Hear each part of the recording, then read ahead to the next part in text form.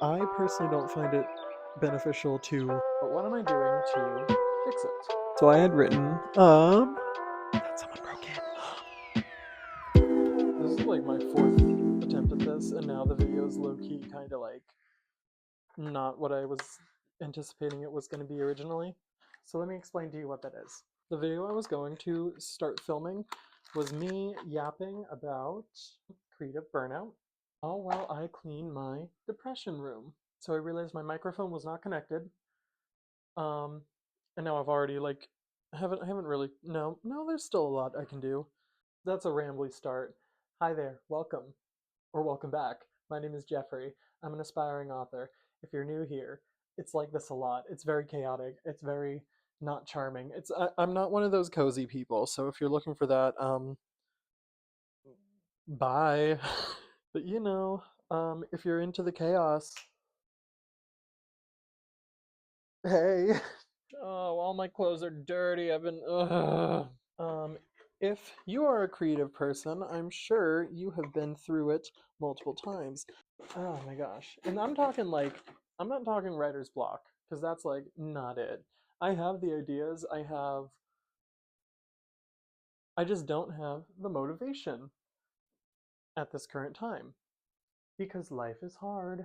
I haven't looked at my project in weeks. I've had a lot of intrusive thoughts, very negative ones. For me personally, something I deal with a lot whenever I'm in this state of mind is imposter syndrome. I was overthinking about like everything. My external situation that's been putting me in this state of mind has not been helping, and I was thinking about that. I was thinking about maybe I'm the problem, it's me, hi. But so the thing that was really coming up, oh, this is a cute sweater, I forgot about this. The thing that was coming up for me was like this imposter syndrome regarding my writing. I kind of just like preemptively worry that everyone's going to hate everything I do. There's the reality of like, not everyone's gonna like it. It's a little bit tough. Yeah, that's just about the basics of what my burnout is doing to me right now.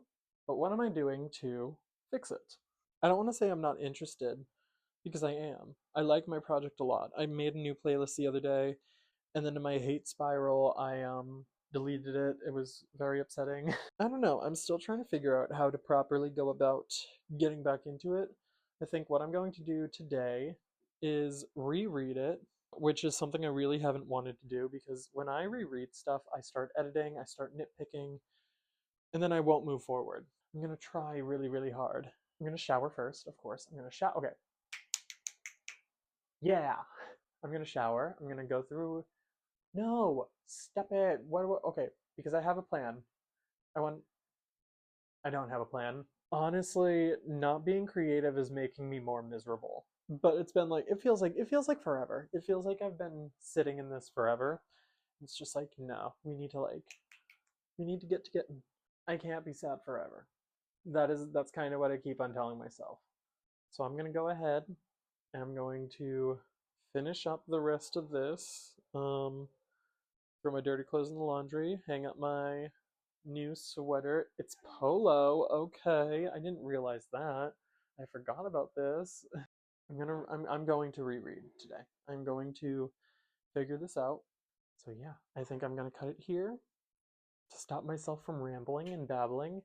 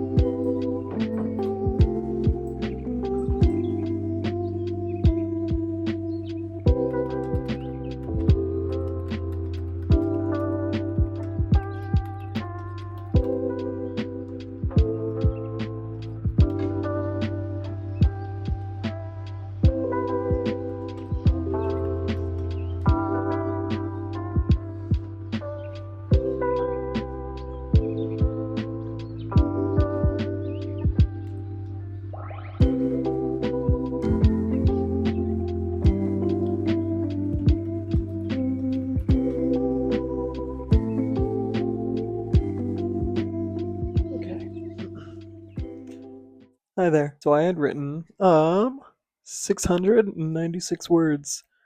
And I think I got to a pretty nice spot. I don't like this angle.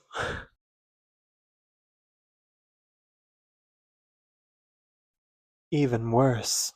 I think I got to a pretty nice spot. The section I just wrote featured the main characters that we've met so far that were trapped in the abyss, as I call it. So the four of them just met a very important character named Will. So the characters just met Will, and Will is very, very important. He's just this like timid little guy, you know. He's like this little civilian in comparison to their like sort of what's the vibe I'm giving them? I've been calling them super soldiers, but that was great. Yeah, that's good. 696 words, almost 700 words. Um, I don't think I'm anywhere near finishing this chapter. For the first time writing in a minute, this was pretty good, and I'm pretty proud of myself. I need to find better word choices. Not pretty. I'm proud of myself. So I think I might just take a little break for now, and we can. Well, I don't know. Yeah, I think we'll come back to this in a little bit. Maybe. All right. Hi there. Welcome back to another episode of Still in My Head About It. No, no, it was called In My Bed About It. Because, like, in my bed, but I'm in my head because I overthink things. I'm trying to keep myself in doing shorter um, sprints. For me personally, I personally don't find it beneficial to force something too hard.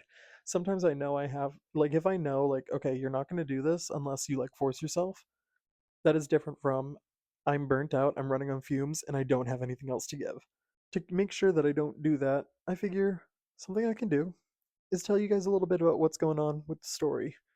So I really haven't discussed too much about my story in general. So for those of you who don't know, I call it Operation Black Mamba. It is very sci-fi, very ragtag team of misfits fighting crime together. I say fighting crime, it's not really I mean, it's not like they're beating up like bad guys left and right. It's kind of just like there's one particular situation going on. That's not the point. This group of super soldiers all get contacted and they're basically all sent on the same mission, but each sent to like target one another. And then when they get to the target location and they all meet each other, they realize, oh, we've been giving the same mission. Something's amiss. And yeah, that's kind of the basics of the plot. And then they all have to team up to go against the CEO that sent them on this mission, the handler. I hope that sounds interesting. So in my initial concept of the story, I start swinging big. Okay, I one of my things that I have on my wall there. It says, "Don't hold." Or, no, that's not what it says. It says, "Are you holding back?"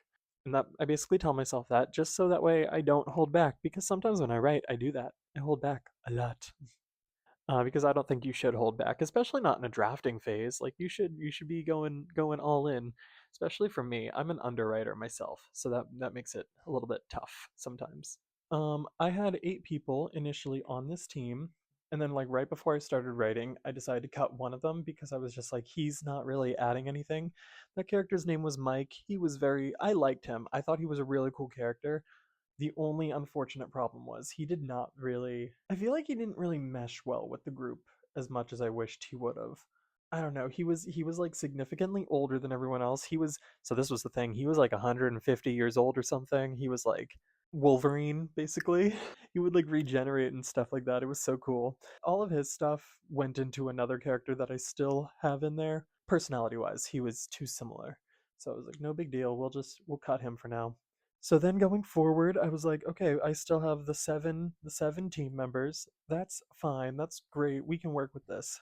During my little burnout, one of the thoughts that I was having was for one of them, this guy comes in way too late, and when he does come in, he just like same thing as Mike. He just didn't have a distinct enough personality, and maybe I could have worked it out, but honestly, I'm just like, kill your darlings. Like, there's no point in holding on if you're not passionate about it.